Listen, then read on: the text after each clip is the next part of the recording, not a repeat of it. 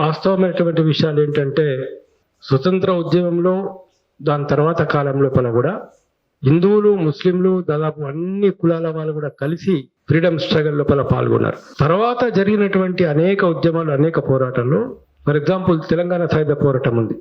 మీరు ఒకసారి తెలంగాణ సాయుధ పోరాట చరిత్ర మొత్తం చదవండి. తెలంగాణ సాయుధ పోరాటంలో భూమి కోసం భుక్తి కోసం జరిగే పోరాటంలో దొరలకు వ్యతిరేకంగా, జాగీరదారులకు వ్యతిరేకంగా, జమీందారులకు వ్యతిరేకంగా, వెట్టి చాకిరికి వ్యతిరేకంగా వీపుల మీద బండలెత్తేవాళ్ళు. ఎటువంటి పరిస్థితి అంటే వాళ్ళే రాజులు, వాళ్ళే నిర్ణయం చేసేవారు. నీ కొరడా దెబ్బలు కొట్టరా, నీ కొరడా దెబ్బలు కొట్టడం, అలాంటి పరిస్థితి. అమ్మాయిలు ఎత్తుకపోయేవాళ్ళు, వాళ్ళ ఇష్టం వాళ్ళు. సో ఇటువంటి గ్రామీణ ప్రాంతంలో జరిగేటటువంటి దౌర్జన్య వ్యతిరేకంగా ఎవరు పోరాడినారు? సామాన్య ప్రజలు పోరాడినారు. కానీ సామాన్య ప్రజలు పోరాటప్పుడు ఏం జరిగింది? అది చాకల ఐలమ్మ పోరాటం కావచ్చు, మరొకరి, అందరూ కలిసి కట్టుగా పోరాటం చేశారు. దానికి లెఫ్ట్ పార్టీల వారు కూడా నాయకత్వం వహించారు. ఆ విషయాలను మనం గుర్తుపెట్టుకోవాలి. అంటే ఎక్కడైతే అసలు ఎందుకు పేదరికం ఎందుకుంది, కష్టాలు ఎందుకున్నాయి? ఇప్పుడు కులాలు వచ్చినాయి, కరెక్ట్, కులాలు ఎట్లా వచ్చినాయి సబ్జెక్ట్ వేరే, చాలా డిఫరెంట్ సబ్జెక్ట్ అది. కానీ ఆకలి మాదిగైనా, మాలైనా, బీసీ అయినా ఎవరైనా ఆకలికి గురి కావాల్సింది. ఉద్యోగాలు దొరుకుతలేవు, ఎవరికి దొరుకుతలేవు వాస్తవంగా చెప్పాలంటే. అన్ని అవుట్ సోర్సింగ్ కూడా పెట్టేసినారు. ఇప్పుడు ఎవరు బాధపడు? మాల, మాదిగా, బీసీలు ప్రతి ఒక్కరు కూడా ఇవాళ కల్తీ ఆహారం, వాతావరణ కల్తీ. ఈ సమాజంలో ఉండేటువంటి అనేక సమస్యలకు కారణం పేదరికం, పేదవాళ్ళని దోచుకునేటువంటి ఒక సమాజం, పేదవాళ్ళని దోచుకునే సమాజం. అయితే ఇక్కడ మధ్య యుగాల నుంచి కూడా మొదలు పెట్టుకుంటే భారతదేశంలో రాజ్యాధికారాన్ని వశం చేసుకున్న వాళ్ళు, ఆస్తులను దోచుకున్న వాళ్ళు, అది ఆర్యులు కావచ్చు, మరొకరు కావచ్చు, ప్రభుత్వాన్ని తమ చేతులు పెట్టుకోవాలనుకున్న వాళ్ళు, తమ పెత్తందారితనం నడవాలనుకున్న వాళ్ళు, మేమే మొత్తం సమాజాన్ని దోచుకోవాలనుకున్న వాళ్ళు అతి దుర్మార్గంగా వర్ణ వ్యవస్థను తీసుకొచ్చారు. ఫస్ట్ అది మనం గుర్తుపెట్టుకోవాలి. బ్రాహ్మణ, క్షత్రియ, వైశ్య, శూద్ర ఎవరు తీసుకొచ్చారు? అంతకుముందు లేదు. భారతదేశంలో ఆర్యుల నాకంటే మొదలు ఉన్నటువంటి పరిస్థితుల లోపల వశిష్ఠుడు శూద్రుడు, వశిష్ఠుడు తల్లి మేనక, వశిష్ఠుడు అరుంధతిని పెళ్లి చేసుకున్నాడు. వాళ్ళ కొడుకు శాక్యముని, ఆయన అదృశ్యంతోనే మాలం చేసుకున్నాడు. వాళ్ళ కొడుకు పరాశరుడు మత్స్యగంధి దస్తకన్య సత్యావతిని పెళ్లి మోహించాడు. వాళ్ళకు పుట్టాడు వ్యాసుడు. అసలు భారతం రాసింది ఎవరు? అంటే గతం లోపల పోతే ఒకప్పుడు భారతం కంటే మొదలు పీరియడ్ లోపల, అంతకంటే ఉన్నటువంటి ముందు పీరియడ్ లోపల ఏ కులం వాళ్ళైనా తపస్సు చేసి గొప్ప వాళ్ళైనారు. వాల్మీకి ఎవరు? రామాయణం రాయలేదా? సో అలాంటి దాన్ని ఎప్పుడైతే రాజ్యాధికారం తమ కొనసాగించాలనుకున్నారో మిగతా కులాల వాళ్ళు ముందుకు రావద్దు, కుట్ర జరిగింది.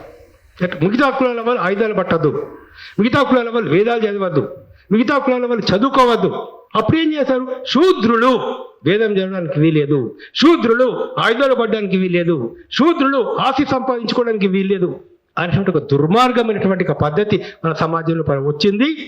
ఆ భావజాలం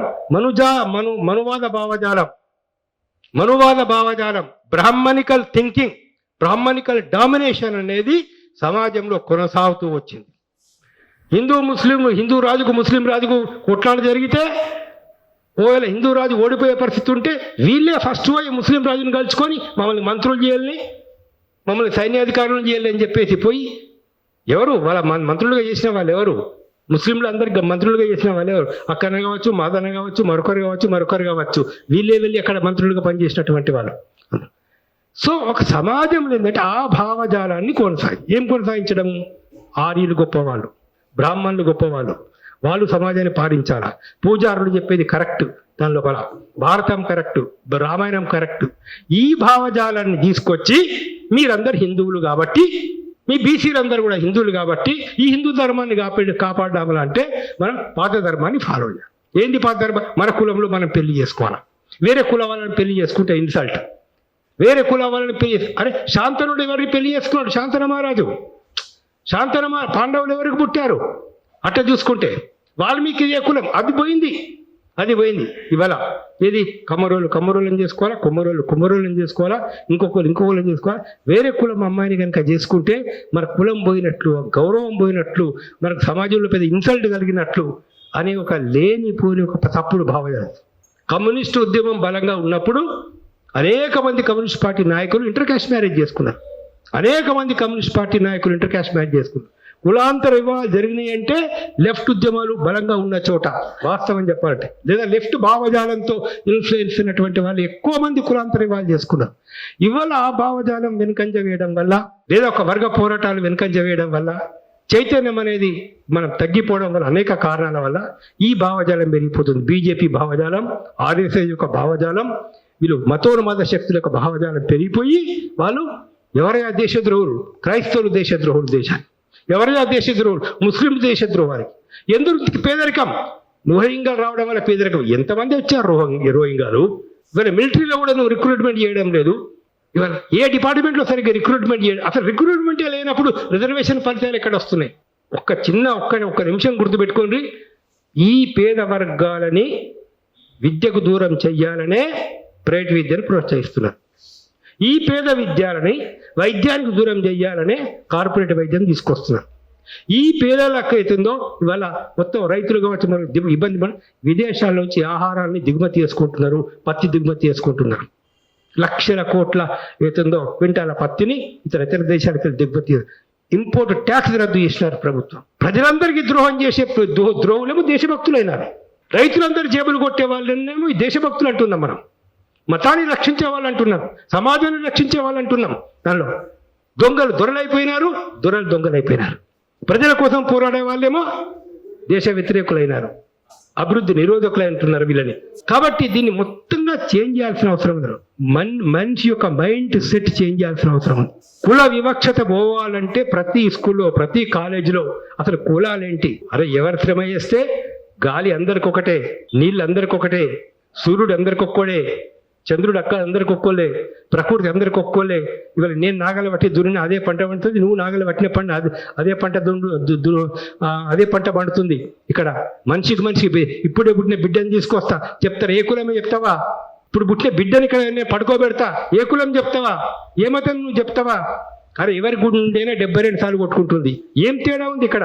ఇప్పుడు నేను పుట్టినా అనుకోండి, ఫస్ట్ నేను పుట్టినప్పుడు ఏ కులంతో పుట్టినా, మా అమ్మ చెప్తానో, మా నాన్న చెప్తానో, పక్క వాళ్ళు చెప్తానో ఫలానా కులం రా అని నాకు తెలుస్తుంది. అంతవరకు ఎట్లా తెలుస్తుంది? ఎక్కడికి వెళ్ళి వచ్చింది కులం? ఎక్కడికి వెళ్ళి వచ్చింది మతాలు? అందులో బెస్ట్ పాట తు హిందూ నా బనేగా, నా ముసల్మాన్ బనేగా, ఇన్సాన్కి ఔలాద్ హై ఇన్సాన్ బనేగా. అది మనం తీసుకురావాల్సిన అవసరం ఉంది. ప్రతి మనిషిలో ఐక్యమత్యం.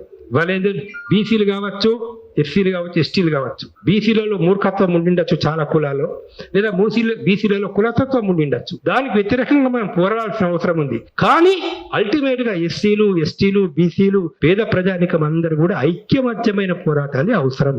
భవిష్యత్తు లోపల మనందరం ఐక్యంగా ఉంటేనే ఇవాళ దోపిడి వర్గాలను మనం ఎదిరించగలుగుతాం, లేదా ఎదిరించలేకపోతాం.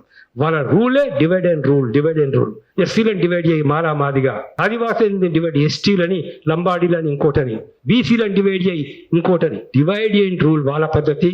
మనం అందరినీ కూడా ఒక రాజకీయంగా చైతన్యవంతం చేసి రాజ్యాధికారం అనేది రావాలి అంటే ఒట్టిగా వచ్చేది కాదు. రాజ్యాధికారం అంటే ఇవాళ అన్ని కోట్ల ఆస్తులు ఉన్నటువంటి వాళ్ళు ఇవాళ టీవీ వాళ్ళ చేతిలో, ఎలక్ట్రానిక్ మీడియా వాళ్ళ చేతిలో, ప్రింటింగ్ మీడియా వాళ్ళ చేతిలో, సినిమా హాల్ వాళ్ళ చేతి లోపల, ఏమి లేవు వాళ్ళ చేతి లోపల, ఎడ్యుకేషన్ ఇన్స్టిట్యూషన్స్ అని వాళ్ళ చేతి లోపల. అలాంటి ఇంత పెద్ద వ్యవస్థను మనం ఎదుర్కొని ఒక నూతన భావజాలాన్ని పెంపొందించాలంటే ఎంత కష్టం. 25,000 మందిని నెలకు 50,000 ఇచ్చి వీళ్ళ బీజేపీ వాళ్ళు సోషల్ మీడియా అపాయింట్మెంట్ చేసినారు. రాములు గారు ఒక పోస్టింగ్ పెడితే చాలు, వీడు చైనా ఏజెంట్, వీడు పాకిస్తాన్ ఏజెంట్, వీడు ఇట్లా తిట్టుడే, ఇంకోటి ఏం లేదు అక్కడ.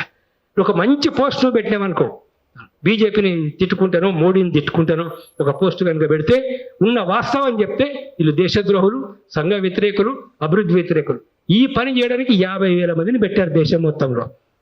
మన ఈ 2-3 స్టేట్లు 25,000 మంది ఆర్ఎస్ఎస్లో ఉన్నటువంటి వాళ్ళని, ఇంతకుముందు ఆర్ఎస్ఎస్లో పనిచేసిన వాళ్ళని సెలెక్ట్ చేసుకొని వాళ్ళతో ట్రైనింగ్ ఇచ్చి ఓ పెద్ద ఎత్తున కార్యక్రమం జరుగుతుంది. కాబట్టి చాలా పెద్ద కుట్ర జరుగుతున్నది. దీన్ని ఎదిరించాలంటే వామపక్ష శక్తులు, కులానికి వ్యతిరేకంగా పోరాడే వాళ్ళు, సామాజిక న్యాయం కోరేవాళ్ళు, ఎస్టీ నాయకులు, క్రిస్టియన్ మైనారిటీ నాయకులు, ప్రతి ఒక్కరు కూడా కలిసి కట్టుగా ఉన్నప్పుడే సాధ్యమవుతుంది. ఓవలనోవలు తిట్టుకోవడం వల్ల మటుకు లాభం లేదు.